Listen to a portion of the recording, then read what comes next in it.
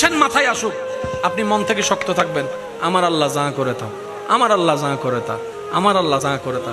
অনেকে আছে heart attack ছাড়া মরে গেছে, আবার এখানে অনেকে আছে স্ট্রোকের উপর স্ট্রোক করছে, 3 বার এখন হাঁটতেছে। হায়াতের মালিক কে? রিজিকের মালিক কে? ইজ্জত দেওয়ার মালিক কে? সম্পদ দেওয়ার মালিক কে? সুস্থতা দেওয়ার মালিক কে? সব দয়া করার মালিক কে? ওই আল্লাহ আছে না নাই? দেখে কি দেখে না? দিতে পারে কি পারে না? তাহলে বান্দার টেনশন করার কোনো দরকার, শুধু বান্দার বলতে হবে আমার আল্লাহ আছে, আমার আল্লাহ। এই কথাটা একটু মাথায় রাখবেন, আমার আল্লাহ।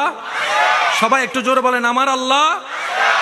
ইমানদার ভাইয়েরা, মনের শক্তি, মানসিক শক্তি, শারীরিক শক্তি, আর একটা হচ্ছে ইমানি শক্তি।